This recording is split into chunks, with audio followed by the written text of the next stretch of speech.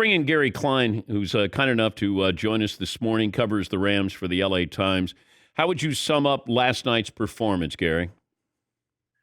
Well, I think for the Rams, I think Jimmy Garoppolo used a term along the lines of it was kind of a soul-sucking drive that first 18-play march that the 49ers just kind of ran it down their throat. And as you mentioned, I think Kyle Shanahan's just been masterful at not putting Garoppolo in situations where he's going to make mistakes. And the last few times they've played the Rams, he's played error-free, and we've seen what happened. Were you surprised last night? You know, Dan, I will say I chose the 49ers to win that game just because of all the turmoil that was going on with the Rams. And some of that was good in terms of, the Von Miller trade, Odell Beckham Jr. is acquired. But then when they lost Robert Woods just a few days before the games, kind of an unheralded player that is really key to that offense. And again, with the history with the 49ers, it just seemed like the Rams were ripe to be beat for the second time in a row. Explain to the audience the value of Robert Woods. Well, this is a player, Dan, that actually I've covered when he was a freshman at USC. So I've seen him grow up. And even from those early days, he's a guy that is not going to complain, a very talented receiver, but really does everything, especially in the blocking game. He's a guy that they match up against defensive linemen, linebackers, and just kind of very unselfish, and gives Cooper Kupp and other receivers an opportunity to run all kinds of routes. A great receiver in his own right. But really, just from a team leader standpoint, from all those things that you don't see necessarily in the stat box, he's been instrumental to their success since he signed as a free agent in 2017. Can Odell Beckham Jr. fill that role?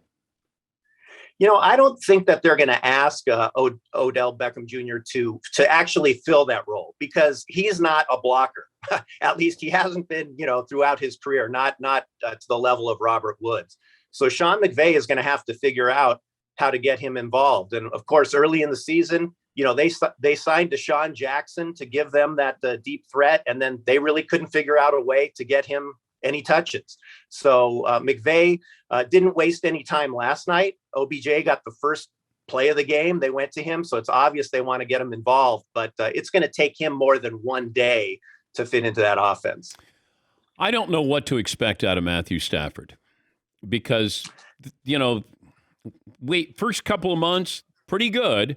But, when it comes to big games, we want to see what he does in a big game. And it feels like this success or failure of this team might be more predicated on Matthew Stafford than Aaron Donald, Von Miller, Jalen Ramsey, or Odell Beckham Jr.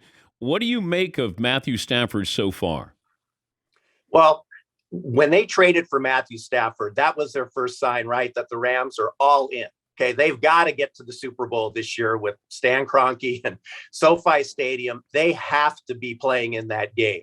And I think the first part of the season, Stafford was an MVP candidate. He looked great. But these last few games, he has made some decisions and some plays that really, for Rams fans, I mean, I'm in the press box, but you can almost hear fans going, "Oh my God, that's what Jared Goff did." He's had some series like that. And, he's a veteran quarterback. My sense is that with Gary froze up there. This bye week, he'll come back. But the ultimate test is going to be when they get to the playoffs. Better team, the Rams or Chargers? I would say the Rams at this point. But Justin Herbert is a terrific quarterback. And getting back to that pressure, Dan, I can't even imagine a scenario if the Chargers really start playing well and somehow get to the Super Bowl and Dean Spanos is in that owner's suite for the Super Bowl instead of Stan Kroenke. That would be an absolute disaster for the Rams. Handicap the Rams the second half of the season. Bye week, and then you got the Packers coming up. How tough is this schedule going to be? Well, I think even for a team that was playing as well as the Rams, this was going to be a tough stretch. You've got road trips to Green Bay, to Minnesota, to Baltimore, all on holiday weekends, by the way. Jacksonville comes into town, but you got to go on the road to play the Cardinals as well.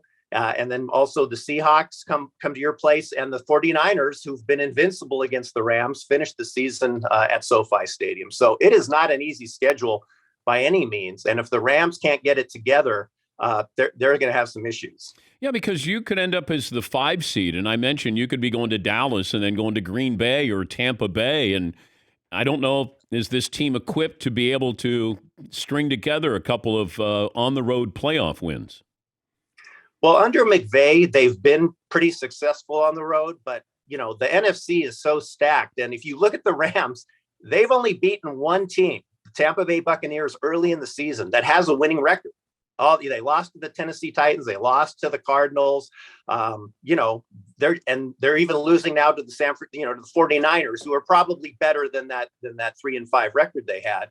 But they've got a lot to prove. They looked like a Super Bowl team early in the season, but 17 games, the longest season in NFL history. They've got a long road ahead.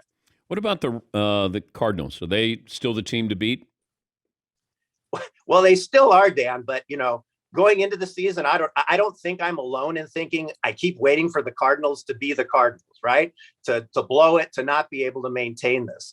But when they were winning, the week before with Colt McCoy, without even Kyler Murray, they do seem like they have some staying power, and that defense is pretty good even without J.J. Watt. So I don't think you can, at this point, 10 games in, expect the Cardinals to fold like they might have in the past. And the Rams lost a great opportunity last night to gain some ground. Gary, thank you. We appreciate your time, and hopefully we get an opportunity to cross paths again. Thank you. Thanks, Dan. That's Gary Klein. He covers the Rams for the LA Times.